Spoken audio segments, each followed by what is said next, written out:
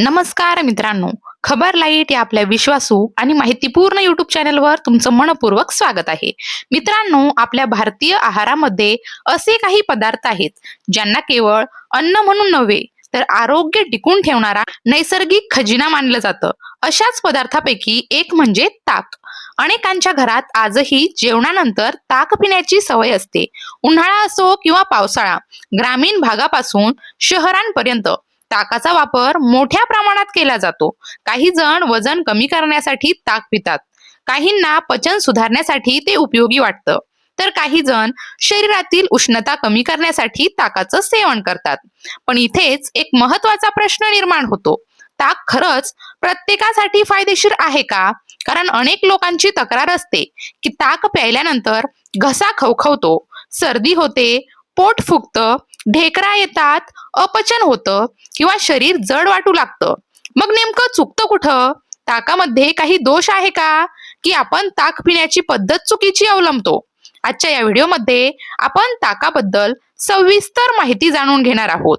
ताक पिताना लोकांकडून होणाऱ्या सर्वात मोठ्या चुका कोणत्या आहेत? ताक कधी प्यावं? किती प्रमाणात प्यावं? कोणत्या पदार्थांसोबत ताक टाळावं? घरच्या घरी योग्य पद्धतीने ताक कसं तयार करावं?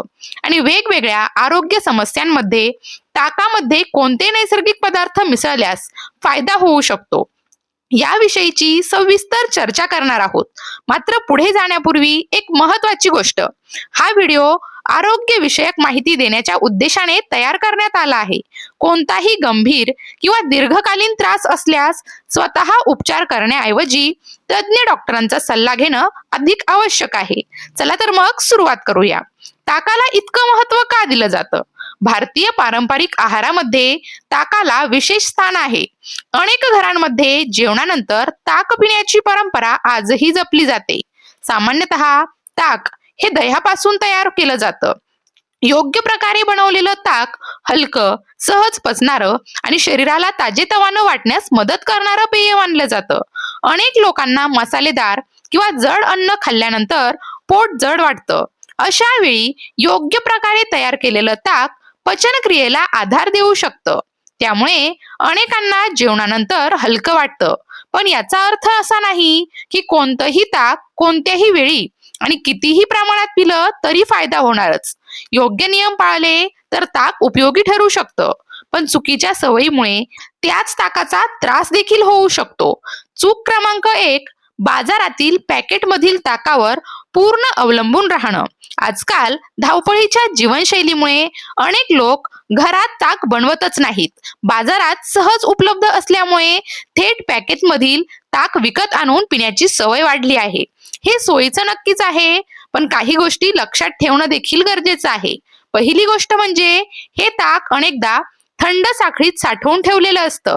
खूप थंड पेय काही लोकांना मानवत नाही, विशेषतः ज्यांना वारंवार सर्दी, घसा बसणं किंवा पचनाशी संबंधित त्रास होतो. त्यांनी याबाबत अधिक काळजी घ्यावी. दुसरी गोष्ट म्हणजे ताजेपणा.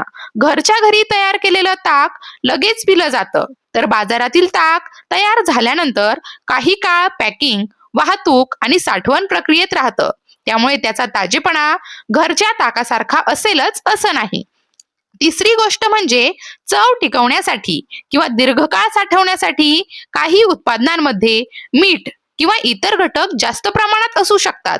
त्यामुळे ज्यांना उच्च रक्तदाब, मूत्रपिंडाशी संबंधित समस्या किंवा कमी मिठाचा आहार घ्यावा लागतो, त्यांनी उत्पादनावरील माहिती वाचूनच सेवन करावं.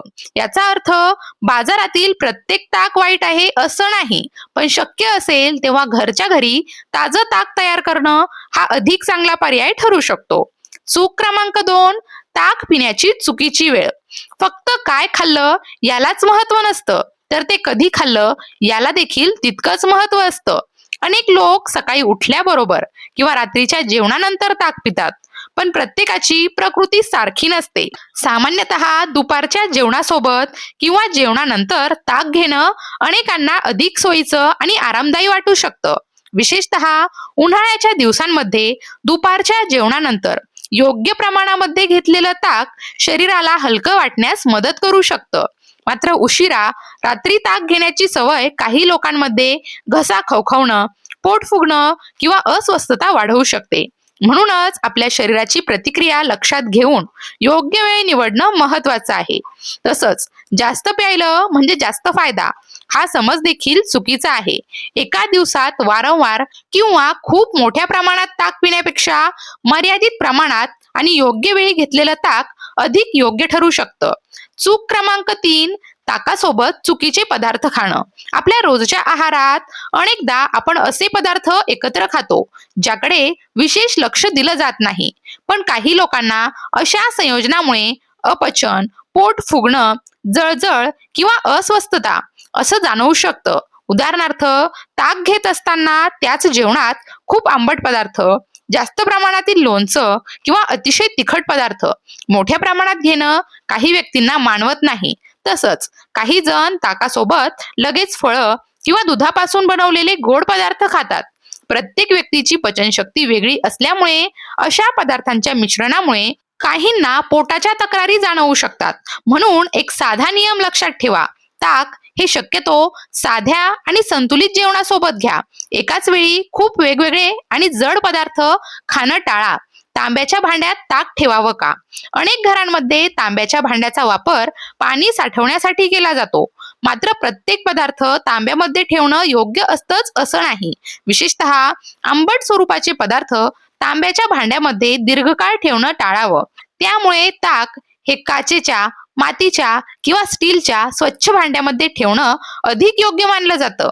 घरच्या घरी ताक बनवण्याची सोपी पद्धत. आता पाहूया ताजं आणि चविष्ट ताक कसं तयार करायचं. सर्वप्रथम ताजं दही घ्या. खूप आंबट झालेलं दही वापरणं टाळावं. त्यानंतर त्यामध्ये साधारणतः 3 ते 4 पट स्वच्छ पाणी घाला. आता रवी किंवा घुसळणीच्या सहाय्याने ते चांगलं घुसळून घ्या. व्यवस्थित घुसळल्यामुळे ताक एकसारखं तयार होतं. वर लोणी जमा झाल्यास ते आवश्यकतेनुसार काढून टाकू शकता. तयार झालेलं ताक पातळ, हलकं आणि ताजं असावं. शक्यतो तयार केल्यानंतर लवकर सेवन करणं अधिक योग्य ठरतं. कोणत्या तक्रारीमध्ये ताकामध्ये काय मिसळू शकता? आता हा भाग खूप महत्वाचा आहे.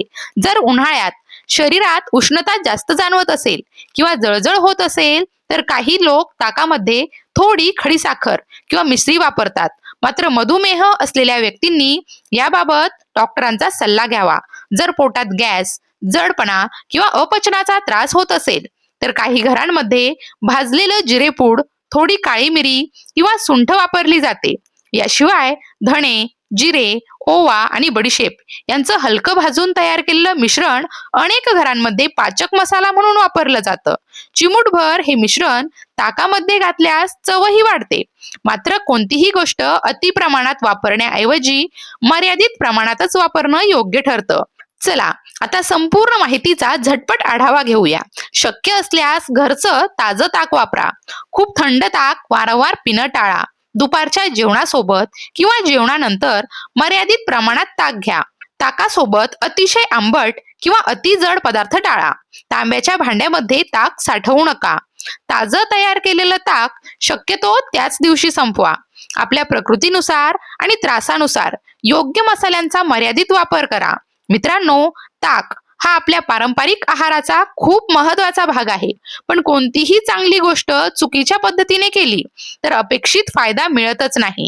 योग्य वेळ, योग्य प्रमाण आणि योग्य पद्धत या 3 गोष्टी लक्षात ठेवल्या तर ताकाचा आपल्या दैनंदिन आहारात चांगला उपयोग होऊ शकतो. मात्र वारंवार पोटदुखी, अपचन, ॲलर्जी, ताप, तीव्र जुलाब किंवा इतर गंभीर आरोग्य समस्या असल्यास घरगुती उपायांवर अवलंबून न राहता तज्ञ डॉक्टरांचा सल्ला घेणं अधिक सुरक्षित आहे. पाहत रहा खबर लाईट. पुन्हा भेटूया नवीन माहितीपूर्ण व्हिडिओसह. तोपर्यंत काळजी घ्या. धन्यवाद.